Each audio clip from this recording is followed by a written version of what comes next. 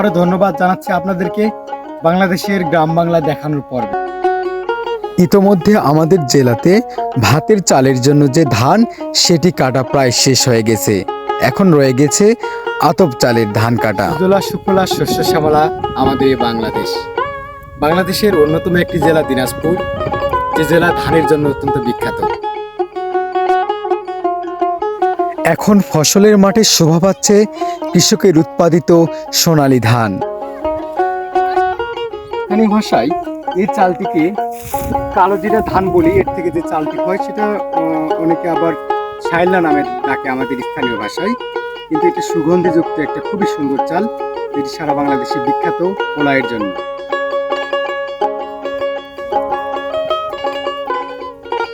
সুগন্ধযুক্ত এই ধানটির নাম কালো জিরা হলেও এর প্রকারভেদ রয়েছে। স্থানীয় কৃষকেরা ব্যস্ত সময় পার করছেন সুগন্ধিযুক্ত এই ধান কাটতে। পাশাপাশি তাদের মোবাইলে বাজে রংপুরের ভাওয়াইয়া গান।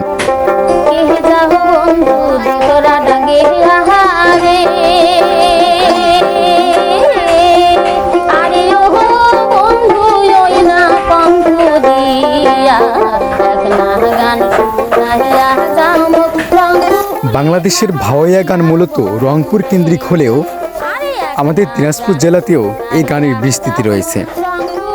বিশেষত কৃষকের মুখে এই গানগুলো অনেক সময় শোনা যায় তাদের মোবাইল।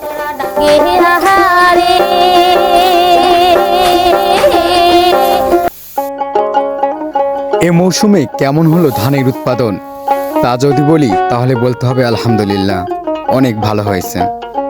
এবারে আমাদের দিনাজপুর জেলায় আল্লাহর রহমতে অনেক ভালো ধান ফলন হয়েছে। ধান কাটার পর খোলা মাঠ যেন গোচারণ ভূমি। কনকনে শীতের মধ্যে গরুকে খাওয়ানোর জন্য বের হয়েছেন কাবিল চাচা। বর্ণনা করছিলেন কিভাবে তার একটা গরু মারা গেছে।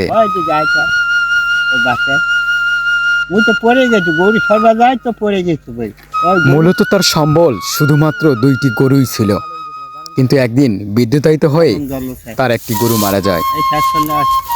বুদ্ধি করে হাসপাতাল নিয়ে যায়,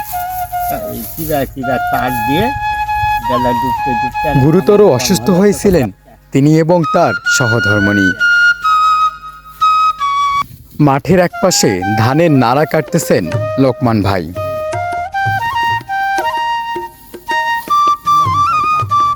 খোলা মাঠে বসে তার সাথেও কিছুক্ষণ গল্প হইল। সোনালী ধানে চকচক করছে মাঠ, মনে হচ্ছে যেন স্বর্ণের ছোঁয়া লেগেছে ধানে।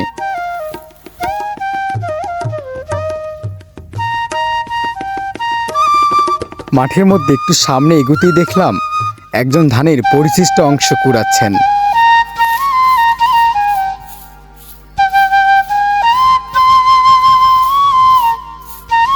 পাকা ধানের কিছু অংশ মাটিতে ঝরে পড়লে সেগুলো আবার তারা সংগ্রহ করেন। আমাদের জেলার অনেক দরিদ্র মানুষ ধান কাটার পর যে পরিশিষ্ট অংশ থাকে তা কুড়িয়ে তারা তাদের খাবার সংগ্রহ করেন। বাড়িতে পালিত রাজহাঁসকে খাওয়ানোর জন্য ধানের অবশিষ্ট অংশ কুড়াচ্ছেন রেজিনা বাবুর মা।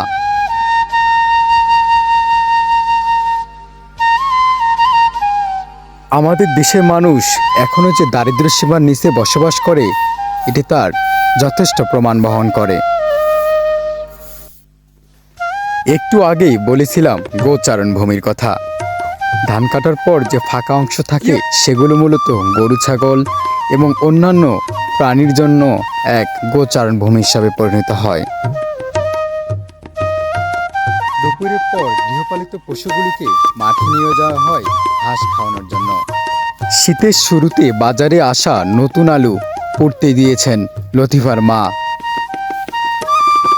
একদিকে চলছে তাদের প্রাণীগুলোকে ঘাস খাওয়ানো, অন্যদিকে নতুন আলু পোড়ার কাজ।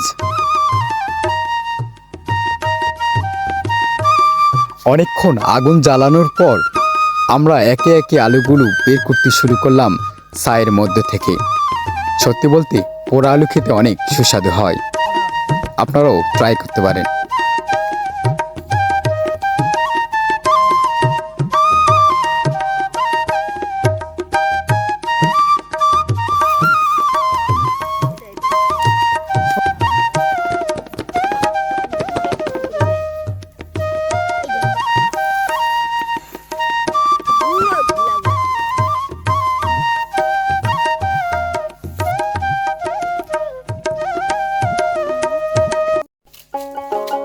আবার আসিব ফিরে এই ধান সিঁড়িটির তীরে, হয়তোবা মানুষ নয় শঙ্খচিল শালিকের বেশে। কবি জীবনানন্দ দাশ তার কবিতায় মূলত তিনি আবার ফিরতে চেয়েছিলেন তার পৃথিবীতে, কেননা তার ধর্মে বলা আছে পুনর্জন্মের কথা। কিন্তু তিনি এই প্রকৃতির অপরূপ সৌন্দর্যে মুগ্ধ হয়ে এই কথা বলেছিলেন। তিনি চেয়েছিলেন এরকম শ্যামল ছায়ায়, এরকম বাঁশবাগান অথবা অশ্বত্থ গাছের নিচে বসে থাকতে তিনি চেয়েছিলেন পুনর্জন্মের পরে। আবার আসিব ফিরে ধান সিঁড়িটির তীরে এই বাংলা।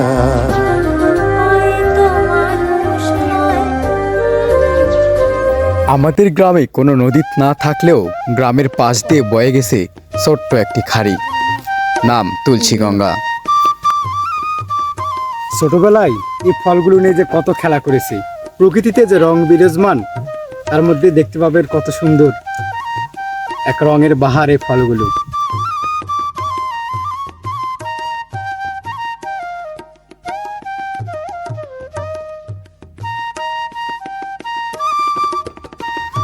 সকালবেলার সূর্যের আলোতে আলু রোপণ শুরু হয়েছে আমাদের গ্রামে। ব্যস্ত হয়ে পড়েছেন কৃষক পরিবার আলু রোপণের জন্য।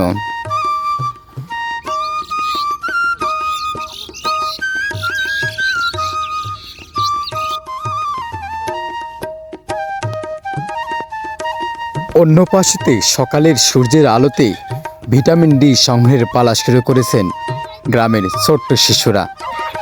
তারা শুরু করেছেন স্থানীয় খেলাধুলা।